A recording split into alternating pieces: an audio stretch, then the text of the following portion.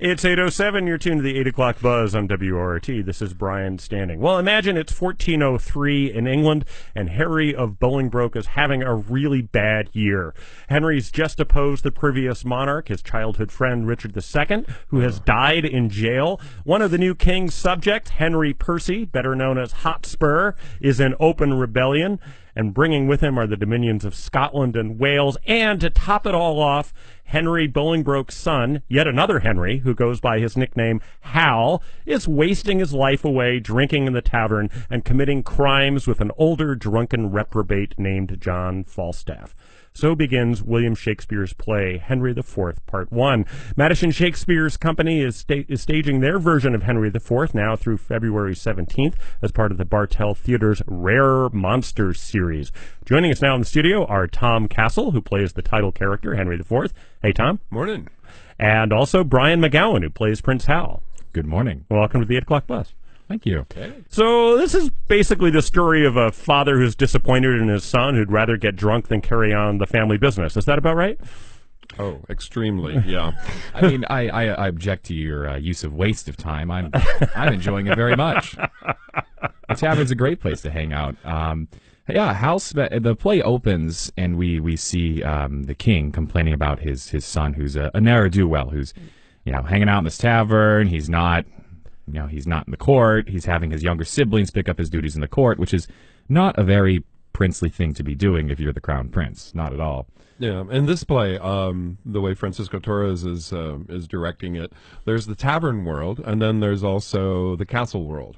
And depending on where you're sitting in the audience, you see more of each world. Oh, so you can pick the sort of which scene you want to see more. Yeah, exactly. Interesting. So stage right is the castle world, and stage left is the tavern world, and there's a little bit of a neutral ground in between, but things are directed to different parts of the audience, so it's a slightly different experience, and it's a really interesting concept. And from the people that have been sitting in the audience for rehearsals, they totally love it.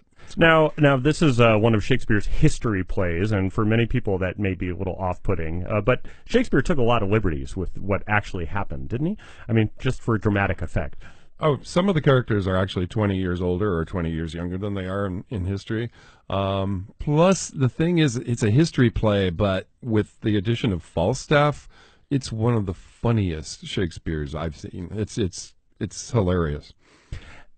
Absolutely. Falstaff is this blowhard, bag of wind who never stops talking and gets himself into trouble over and over again. And he has some of the funniest language you'll ever hear in any Shakespeare. And on top of that, he has some really, really great quotes that you have heard in common discourse. Oh, yeah. So Hal and Falstaff have an interesting relationship. I mean, at one level, they're very good friends. They're drinking buddies. Mm-hmm. They're hanging out. Falstaff's obviously a lot older, but there's always this little sort of undercurrent where Hal's, sort of aware that at some point he's probably going to be ditching this guy. Oh, absolutely. Absolutely. I mean, Falstaff and Hal do butt heads. Falstaff likes to needle Hal and push Hal's buttons in the same way that Hal does the same thing back to Falstaff. And in the play, we see a choice made where Hal ends up choosing between King and Falstaff. And are we allowed to spoil things? I don't know. I don't know. Okay. Well, so he has to make a choice. He does have to make a choice, and it does hinge on Falstaff and the King. So, do you have a short scene for us? Yeah, we do. Why don't you set this up? What's going on here? Well, this is basically, I'm taking Hal to task because he's pretty much been an embarrassment to everybody in court. And that's harsh. Yeah. And it's kind of weird because this is the only play I've ever done where I have no funny lines whatsoever. They get all the good lines. But there's a bit of emotion here. It'll be good. All right. Yeah. Let's see. I know not whether God will have it so for some displeasing service I have done, that in his secret doom, out of my blood, he'll breed revengement and a scourge for me. But thou dost in thy passages of life make me believe that thou art only marked for the hot vengeance and rod of heaven to punish my mistreadings. Tell me else could such inordinate and low desires, such poor, such bear such lewd, such mean attempts, such barren pleasures, rude society as thou art matched withal, and crafted too, accompany the greatness of thy blood, and hold their level with thy princely heart. So please your majesty, I would I could quit all offences with this clear excuse. As well as I am, doubtless I can purge myself of many I am charged withal. God pardon thee. Let me wonder, Harry, at thy affections, which do hold a wing quite from the flight of all thy ancestors.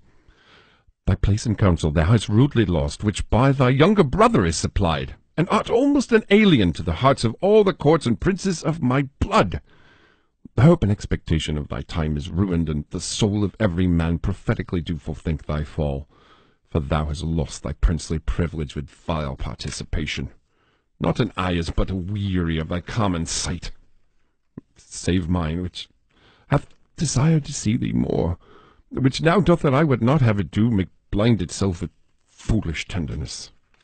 I shall hereafter, my thrice gracious lord, be more myself. All the world, as thou art to this hour, was Richard then when I from France set foot at Ravensburg, and even as I was then is Percy now.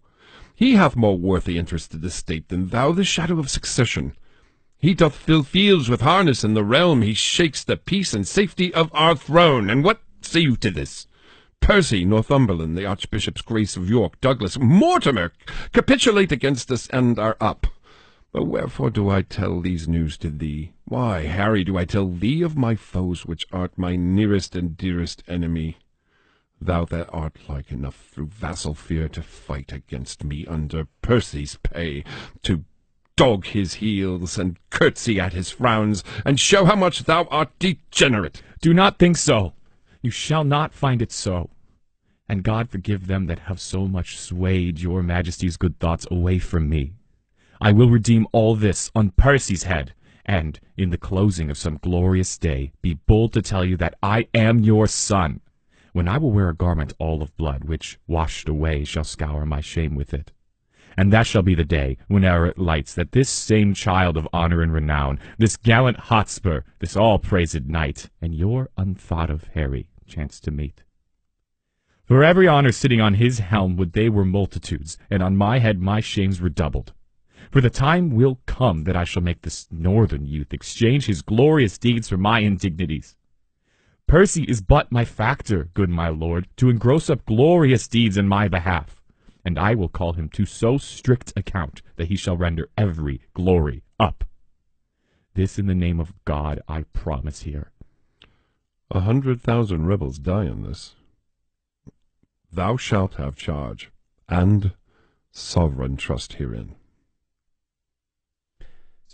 All right, so that was from Henry IV, Part 1 by William Shakespeare, and we heard from Brian McGowan reading Prince Hal, and Tom Castle reading Henry IV. Tom, what kind of ruler is Henry IV? Is he a benevolent king, or He's the way we've been looking at him is he's a flawed king when it comes to policy and negotiation and whatnot. And you mentioned his history with Richard II, which is an action he may or may not have been responsible for, but it doesn't really matter. It's going to dog him forever. But he's actually he comes from a really good family. He really got along well with all his siblings, and my sons get along quite well with each other. And it's something that you don't think about. Usually in castles, there's, this intrigue of one trying to kill the other and whatnot. But we don't have that in this family. Basically a happy family. It's, except for Hal. Yeah, right. We do see the king at a bad point. I mean, imagine how stressed you are being king of England and facing down a rebellion. Mm-hmm. I totally lost my train of thought. So what's Hal's deal, though? I mean, he's drinking in the tavern. He doesn't want to hang around court. What's going on there? That's right. So just like Falstaff and Hal butt heads, Hal and the king butt heads. Hal often thinks that the king. How old is Hal in the play? So in the play, Hal is about 25. Okay. About 25. In the histories, he's about 16. So this is one of those liberties that Shakespeare took. And so when the king sees Hal in the tavern, he doesn't realize that Hal is hanging around Eastcheap and drinking and being a jerk to associate, like many 20-year-olds, like might many be. 20-year-olds. But there's also something more to it. He's learning how to socialize and how to talk to people, and not just people in the court, how to talk to the common person, per se. And that's not something that Hal considers Bolingbroke as really being able to do, Bolingbroke being Henry IV. So in this scene, we see Hal, we have this confrontation where the king is ready to cast Hal out of the kingdom. And Hal says, whoa, whoa, stop. There is a plan. I have a plan. I'm coming back to you. This tavern was part of the plan, and we're going to take the next steps with this plan. So he's already thinking ahead to being sort of king of the people. Is that sort of his goal? Yeah, that is part of it. There is civil discontent in Henry IV's reign, and Hal, knowing that he's going to be king someday, is already thinking about how he's going to solve these problems.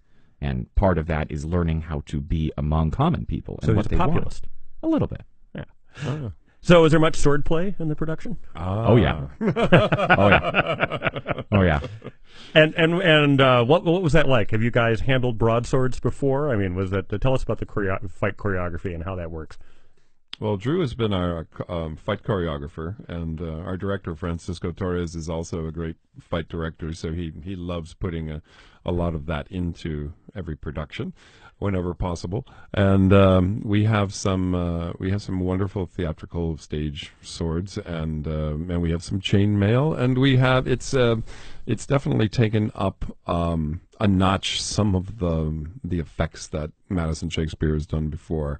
And it is really, it's been a lot of fun rehearsing for those. And there's a little bit of an axe in there, too, an axe to grind. A literal axe? Or Well, we bring a Scotsman, and she prefers the axe to the sword. I mean, it's English and the Scottish. What are you going to do? Okay. No, I've personally never done sword stage combat before this, and I've found it to be a really enjoyable experience. Swords are a lot of fun. Were you terrified? When we switched to metal swords, I was a little terrified. They're blunt, but you can still break someone's arm with it if you mess up, or give someone a good bruise. But they make such a satisfying clanging sound when they hit. It's really, really good. So how long did it take you to sort of get up to speed with the combat scenes? I mean, how long a process does that take? Weeks. We've been rehearsing fights at least an hour every single rehearsal for a solid 2-3 weeks. It's not, fight choreography is not a simple endeavor, and it's not something that you take lightly. You have to go through all the steps, and it's much like a dance. You'll hear a lot of people say, because you have to have all the steps memorized, and the two players or 3 or 4 in perfect communication with each other. So if something does go wrong, you know how to back off and improvise or fix the problem without letting the audience know. Yeah, in fact, in one scene, there are 2 fights happening, one in the castle realm and one in the tavern realm. And it is one of them is a very, very serious fight, and the other one is comical. It is absolutely wonderful. So this story was already 200 years old when Shakespeare first told it, and now it's almost 600 years since those events actually occurred. Why is it still relevant? Because the great stories are. Because if they weren't really everlasting stories, then they wouldn't have lasted. It's just as simple as that. I mean, if you don't find any relevance in a story, then it usually just disappears. And so the classic stories are classic for a reason.